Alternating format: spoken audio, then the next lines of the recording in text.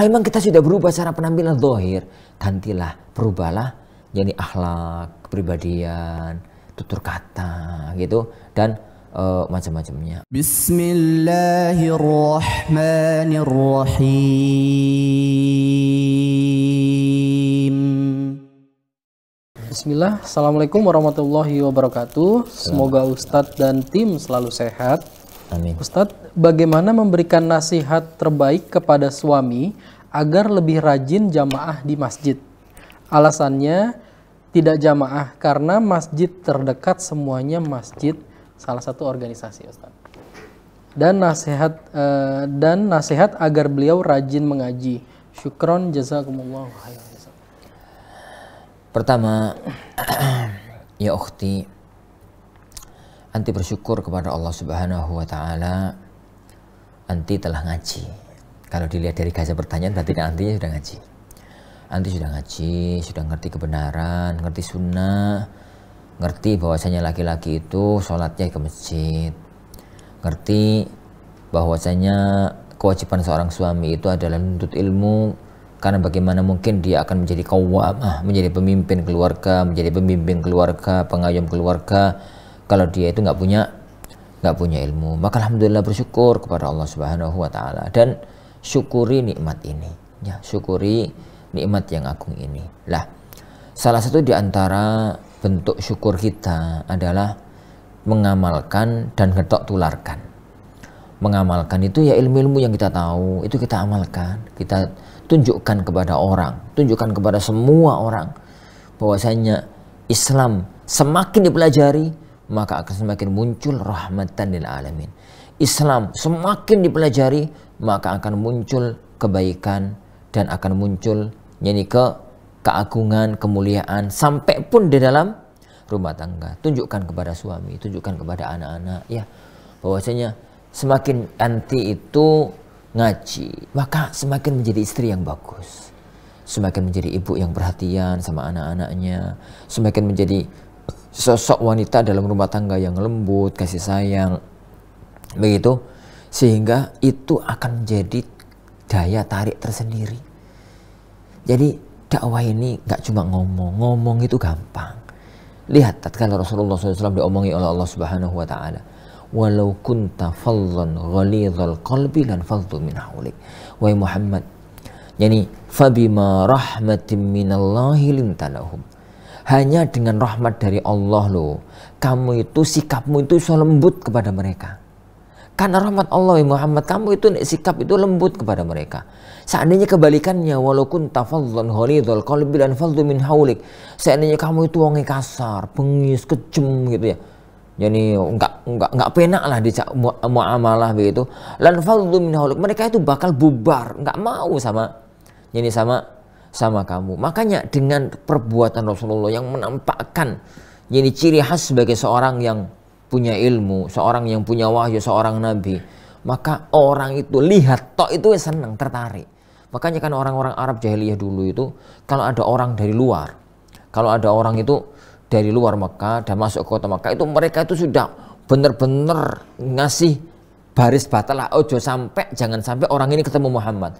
Kalau ketemu Muhammad mesti masuk Islam, karena yani auranya, yani karena senyumnya, karena amalnya, karena perbuatannya, dan jadi macam-macamnya. Dan kisah semacam itu sangat panjang dalam sejarah kenabian. Begitu juga dengan kita yang ya dapat percikan wahyu ilahi, dapat percikan yani hidayah dari Allah Subhanahu wa Ta'ala, maka amalkan. Tunjukkan kepada umat bahwa kepada orang-orang sekitar kita, dengan kita itu ngaji, pakaian kita ganti menjadi panjang, yani kemudian tutur bahasa kita itu sekarang berubah. Sing biyen itu ngomong apa, sekarang barakallahu fiik, jazakallahu khair, bahasa-bahasa semacam itu. Kalau memang kita sudah berubah secara penampilan zahir, gantilah, berubahlah jadi akhlak, kepribadian, tutur kata gitu, dan macam-macamnya, agar mereka itu sadar, walah ternyata orang-orang semacam ini tambah apik ya, tambah bagus begitu, terutama kepada keluarga kita. Itu yang pertama, dan itu yang paling pokok. Lah, baru setelah itu kita nasihati. Jangan dibalik ya ukhti. Afwan nih ya, anak nggak nuduh anti balik lah ya. Tapi anak sering menemukan kasus itu, Ustadz, itu gimana cara nasihati? Lah suaminya anak tanya, suaminya itu misalkan kita tanya, lah bagaimana mau terima nasihatnya Ustadz? Wong tambah gak karu-karuan, tambah judes, tambah gak perhatian. Maksudnya gini lah. Jadi kadang-kadang tipikal sebagian umat yang ngaji itu tiba-tiba ikut online ini, ikut online ini, ikut online ini, ikut online ini. Akhirnya bojone terlantar, gak kopen. Jadi terlantar, bener-bener terlantar. Jadi yo ikut ini, ikut ini, ikut ini, ikut ini, ikut ini. Jadi akhirnya sebagian suami itu pernah wallahi ngomong sama anak, istri anak itu Ustaz, tambah taklim tambah goblok, gitu. Jadi, tambah taklim tambah goblok. Gitu. Anak tanya, loh kenapa tuh Pak? Kok tambah goblok? Lah gimana Ustaz? Anak itu pulang kerja itu Ustaz. Dulu biasanya digawe kopi, yo ditemani ngobrol. Sekarang itu tinggal WA nih. Yani, WA apa? Taklim Ustaz, tapi kan gak gopres aku. Oh, tambah taklim, tambah ngaji, tambah goblok. Ya yes, gitulah.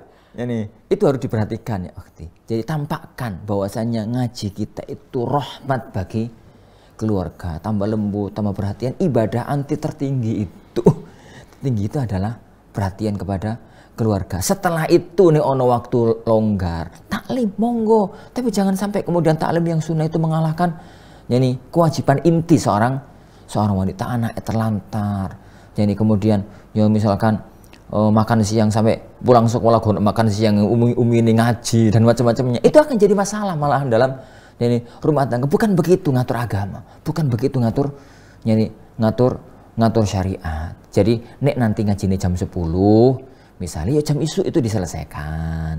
Lah nek kapan isu ngaji ya jam 10 mulio gitu loh, pulang untuk ngurusi yani keluarga, karena mereka juga punya hak. Ngaji itu ada hak, itu juga punya hak. Tidak ngantur anak keluar. Nah yang kedua, setelah keluarga itu merasakan nikmatnya punya istri, punya ibu yang ngaji, maka kita ngomong itu pena, nasihati itu pena gitu loh. Karena wujud nyata ada di hadapan yani kita. Jangan sampai kemudian suami itu malah komentarnya ngomong tok kan ruwet nanti jadinya, malah yani nasihati jadi semacam itu, jadi malah ruwet, jadi malah nggak karu-karuan. Nah, adapun berkaitan dengan pertanyaan nanti tadi, yang suami itu punya alasan ya, bahwasanya ternyata lo masjid di sekitar kita itu nek bahasa kasari kan masjid gak nyunah ngono ya. Dari istilah aku ya nggak terlalu seneng istilah semacam itu. Pokoknya masjid yang nggak srek gitu. Mau nggak mau kan kita harus mengakui bahwasanya masjid negeri kita itu berbagai afiliasi, berbagai ya jalur, berbagai jurusan gitu, sehingga kalau nggak jurusan itu merasa nggak srek semacam itu. Sampaikan kepada suami ya, agama itu diatur di atas dalil, bukan diatur di atas perasaan. Ini bukan diatur di atas perasaan. Ingat bahwa urusan srek dan nggak srek itu urusan antum. Tapi urusan jamaah itu urusan ibadah antara kita dengan Allah Subhanahu wa Ta'ala. Maka kata Rasulullah SAW, beliau tatkala ngomong masalah ini, nanti suatu ketika nanti akan ada pemimpin yang mereka itu salah, wong elek, tapi jadi pemimpin, akhirnya mereka menjadi imam sholat. Tapi kata Rasulullah SAW, tetap ikut sholat di belakang mereka. In asaba falakum walahum, in asabu falakum walahum, in akhta'u falakum wa alaihim. Kalau mereka benar sholatnya, kamu dapat pahala, mereka dapat pahala. Kalau mereka salah sholatnya, kamu dapat pahala, mereka yang dapat dosa. Jadi mereka yang dapat dosa. Maka tetap sholatlah di situ. Ya, tetap sholatlah di tempat semacam itu dan lakukan sunnah. Kalau memang ada kebenaran yang mereka lakukan, dapat kita pahala bersama. Kalau memang ternyata ada kesalahan dan kita tidak ikut melakukan kesalahan itu, maka dosanya mereka itu tanggung. Makanya kaidah para ulama kita adalah ini, Imam Ibnu Taimiyah itu mempunyai satu kaidah yang sangat bagus. Beliau mengatakan minal bid'ah tarkul jamaah li ajlil bid'ah. Termasuk perbuatan bid'ah dalam agama adalah gak mau jamaah sholat gara-gara masjidnya bid'ah. Jadi minal bid'ati tarkul jamaah li ajlil bid'ah. Termasuk di antara bid'ah dalam agama, pemikiran itu salah gitu loh. Cara berpikir semacam itu salah. Gak gelem jamaah, gak mau jamaah gara-gara di situ ada perbuatan bid'ahnya. Kenapa? Bid'ah itu urusan dia, bukan Anda toh. Ada ini, ada amal ini, ada amal ini, Anda nggak serak, yang jenengan nggak serak itu urusan dia. Yang penting jenengan sholat dan melakukan amal yang kita anggap adalah sesuai dengan sunnahnya Rasulullah SAW, maka urusan bid'ah urusan dia. Adapun urusan kita datang sebagai seorang muslim untuk berjamaah. Ini dalam kondisi yang jenengan yang anti sampaikan tadi, bahwasanya di sekitar itu adalah masjid-masjid yang jenengan itu kurang serak, tetap sholat di situ. Ditambah lagi untuk negeri kita itu tuh maslahat besar. Jangan sampai muncul jadi semua masjid di kampung itu ini adalah masjid semacam itu, kemudian jenengan sholatnya itu ke kampung sebelah. Koyok mereka tuh orang najis sehingga itu nggak mau sholat di dalamnya. Sholatlah di situ, tetap sholat di situ. Mudah-mudahan dan tetap beramal yang bagus, beramal yang lembut. Semoga dengan kelembutan kita menjadikan mereka itu bertanya, loh Pak, jenengan itu cingkrang, jenengan itu jenggot dawa, itu biasanya itu wong teroris, wong Wahabi, tapi kok bisa bergaul dengan kami? Itu sebenarnya ajaran jenengan itu apa toh? Jelaskan, dijelaskan. Saya ingat sekali ucapannya Syekh Ali Hasan Al-Halabi rahimahullahu taala. Beliau mengatakan, da'un nas ya'rifunana minna la min ghairina. Jadi biarkan orang itu mengenal kita langsung dari kita. Jangan biarkan mereka mengenal kita dari berita orang lain. Kalau mereka mengenal kita itu dari berita orang lain, itu ada banyak bumbunya, gitu ya. Tapi kalau mereka mengenal kita dari kita, itu tergantung kita. Menampilkan yang dakwah salaf ini kayak apa? Menampilkan dakwah kebenaran ini kayak apa? Kalau kita menampilkannya kaku, keras, menampilkannya nggak simpatik, begitu. Akhirnya mereka ngomongnya, yo bener sih di TV itu memang itu wong teroris begitu itu. Tapi tampilkanlah agama ini dengan lembut. Rasulullah SAW itu bukan hanya bermuamalah dengan orang muslim yang jelek. Beliau itu bermuamalah dengan orang munafik. Beliau itu bermuamalah sampai dengan orang-orang kafir. Tapi lihat bagaimana muamalahnya beliau sallallahu alaihi wa ala alihi wasallam. Ini harus dicermati dengan bagus. Jadi ini yang harus difahami, dicermati dengan bagus. Anggaplah mereka itu orang-orang sakit yang butuh kita sayangi dan kita obati.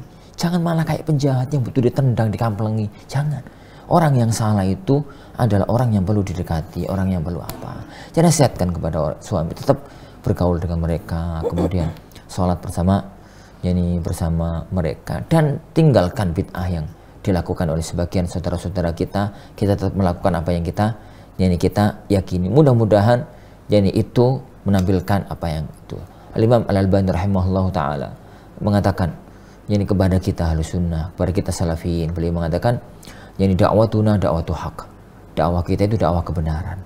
Wal haqqu fi nafsihi thaqil, dan sing jenenge kebenaran itu berat. Yang namanya kebenaran itu berat, terutama di zaman yang gharib, zaman yang asing semacam ini. Fala tusaqqiluhu bi thiqalil uslub.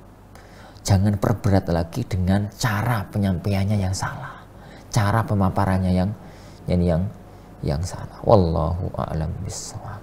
Jadi begitu juga dengan masalah ngaji ya. Tunjukkan pertama ya akhti ya, tunjukkan kepada suami bahwasanya ngaji itu manfaat.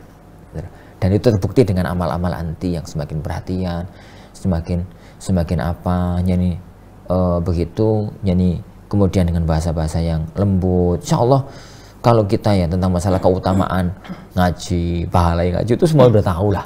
Itu sudah nggak perlu diulang-ulang. Maksudnya itu sudah nggak diomongi pun tahu gitu. Tinggal bagaimana kita memaparkan itu kepada keluarga kita dengan bahasa yang pas untuk suami kita. Wallahu a'lam bishawab. Nah.